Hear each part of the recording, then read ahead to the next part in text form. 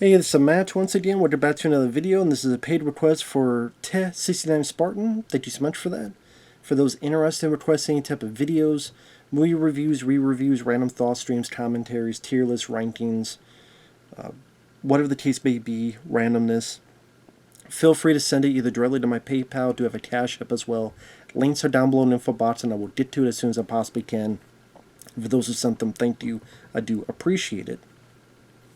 And this is for a versus Mufasa the Lion King versus Transformers 1.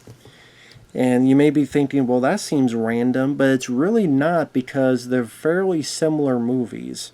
And what I mean by that is they're both prequels that came out in 2024 that is about two individuals who are not really brothers, but they feel like brothers.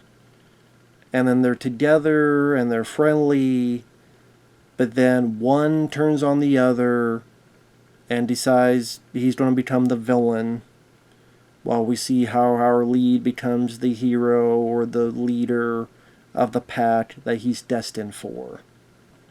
So whether it be Mufasa and Scar, or whether it be Optimus Prime and Megatron. Now, it's sad that Mufasa made a shitload of money and Transformers 1 bombed, because Transformers 1 was the way, way, way fucking better movie. But, number one, The Lion King, however I feel about that terrible movie, it made $1 billion. So that means there's going to be people who did like it for whatever reason, to each their own. And it's the holiday season, so they want to see something with their kids, and they'll go see that for X, Y, and Z reasons. Transformers, on the other hand, had terrible marketing. That's why I didn't want to see the film, because the marketing was absolutely fucking terrible. The first trailer made it seem as if it was this awful juvenile comedy, and it showed like the worst bits of comedy in the trailer. It was such an awful way to market their film.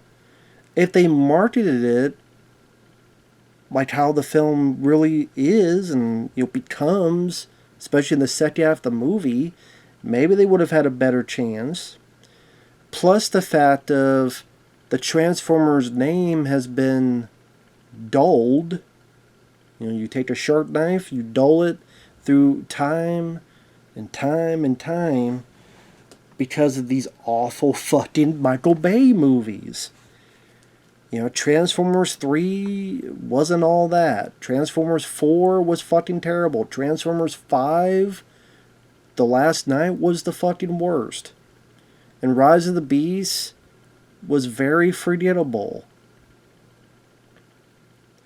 So you had all these years of these multiple Transformer films. I mean, Bumblebee, and this film was good.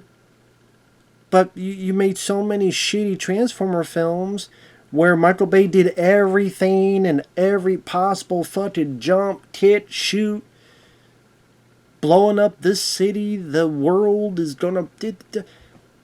You like spent all the spectacle away.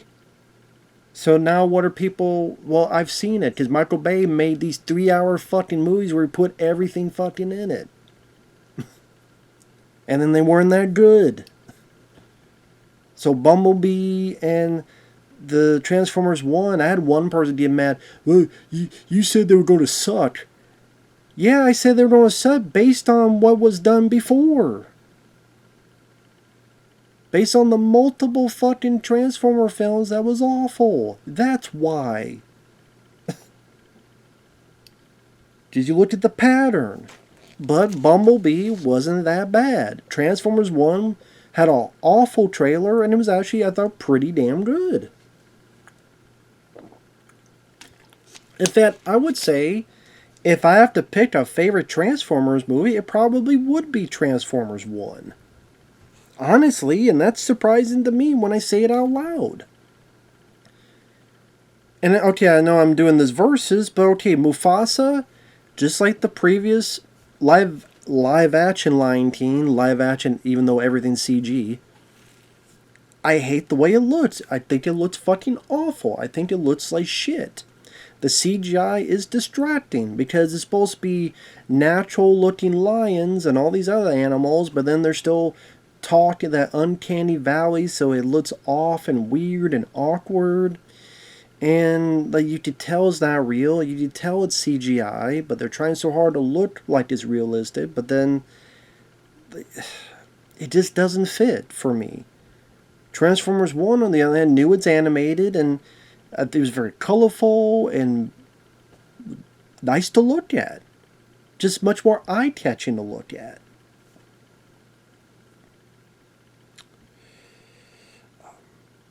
Transformers One's plot, the bitter steam of what's going on with the backstory of these characters, where they're in a world that seems like everything's fine, but then they realize that they're the guy that they look up to is actually full of shit and is working with these bad guys and doing stuff to save their own ass, which then that's what shatters Megatron's ideals and makes him cynical, while Optimus Prime is still going to follow through on that hope and not let it get him down, not let him lose his glimmer of hope and fire within him.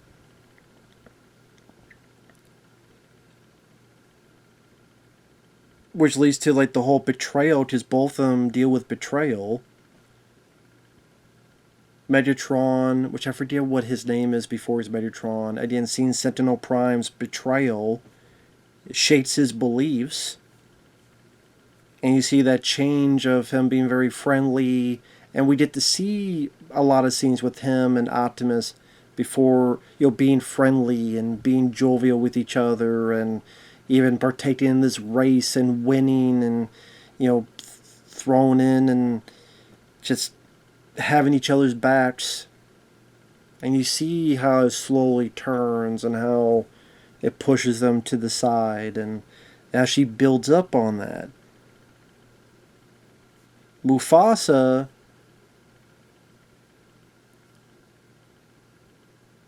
there's a flood, he gets pushed out, he meets these other pack of lions, they're ready to fucking either kill him or throw him out. Nah, let him stay. And then you have like this montage with this shitty song. I always wanted a brother, I always wanted a brother, I always wanted a brother, brother. Fucking shitty song. And then they're older. I rarely feel any camaraderie between the two, at least that's genuine. And then the betrayal is because, oh, Mufasa is getting some poontang fucking pie. He getting some pussy, literally and figuratively. I didn't get that pussy from that chick I met for 5 fucking minutes. Fuck Mufasa. Fuck this shit. I'm gonna make sure you get killed. And then at the end, it's like he tries to help out, even though he's gonna betray him later in The Lion King. And it's like, okay. It was piss poorly handled. It was piss poorly managed. It felt completely fucking pointless. The pace in the film was awful because it has to stop all the time for Timon and Pumbaa to make crap jokes, stupid jokes.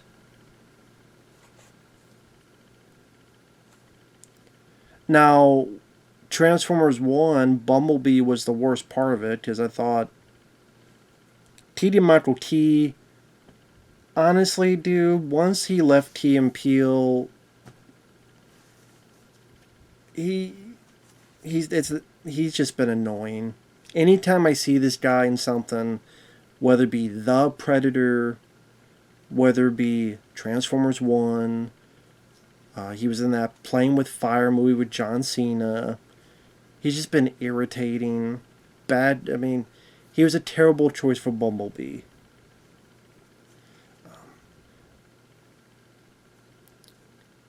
But at least it doesn't stop to then go to different characters in a different timeline that's in the future, because the whole structure is telling the story of Mufasa, Timon and Pumbaa trying to tell the story to this younger lion about how Mufasa was born and all this other stuff.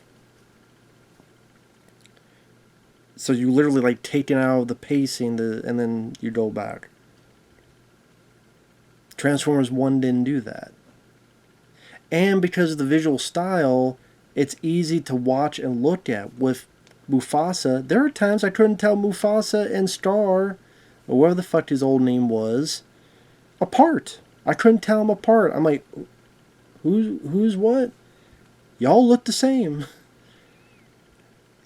And like Transformers 1 was just visually better. And didn't have the Transformers fucking singing out of the blue. Because Mufasa, well, we gotta have it be a musical, because the Lion King was, and old and the new one. But all the songs suck.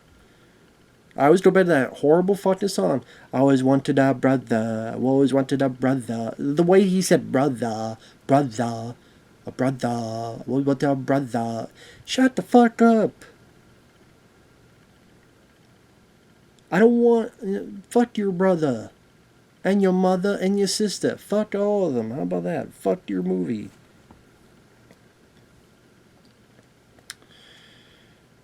But then that's why we did... I mean, Mufasa... Whether it made money or not... I mean, it made more money than fucking Transformers 1. So, between the two, if you're more liable to get more Mufasas than Transformer 1s. But again, they should have marketed better and not as dog shit as they did. And again, the Transformers brand's been tarnished because of the, other than Bumblebee, the other a lot of the dog shit movies they had.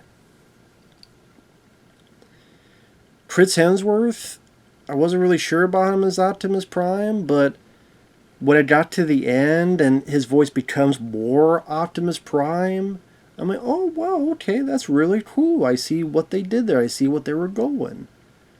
You really see that transition from one to the other. Okay, that's interesting. And the finale, where you see okay, this is Optimus Prime, and he's a badass. He's taking all the Decepticons by himself, and he's all these cool moves, and kicking here, shooting there, all done in one shot. And I'm like, wow, all right, this is how, when people see this, that's why they want to follow this guy. That's why they want this guy as the leader. That's why he's the man, the metal man, the Optimus Prime. Okay, that's why. That's what you do. It was satisfying. It was a satisfying action sequence, at least for me, that was... It was just fun and got my adrenaline pumping. I'm like, yeah, alright, that's Optimus Prime. Fucking badass. You don't fucking feel any of that in Mufasa. Fuck no.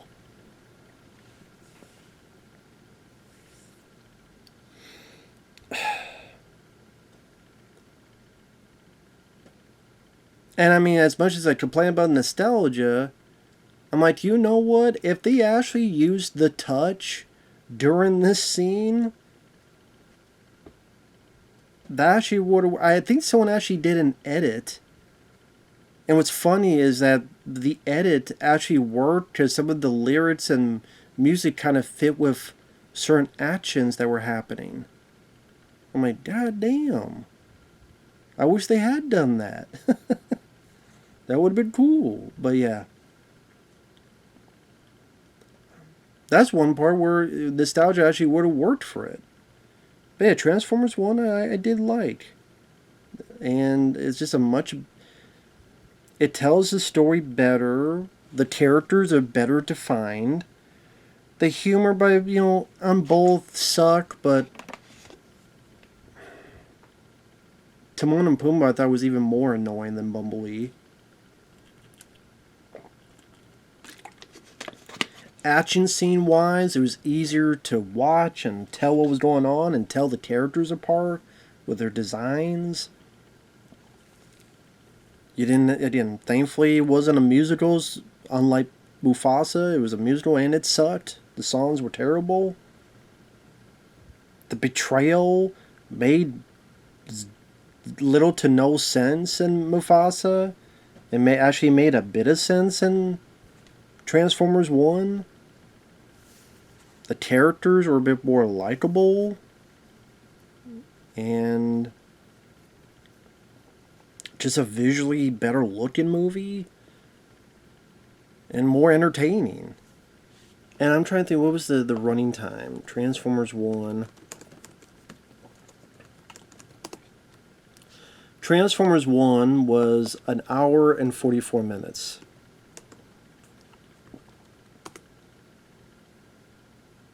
And Mufasa was an hour and 58 minutes. So Mufasa was longer. Of course it was. So Mufasa was longer and it felt longer. Hell, it felt longer than that. So I definitely would say Transformers 1 was better paced and moved quicker. So yeah, Transformers 1 all the way. And that's my opinion. So with that said, thanks for watching, take care, and we'll see you in the next video.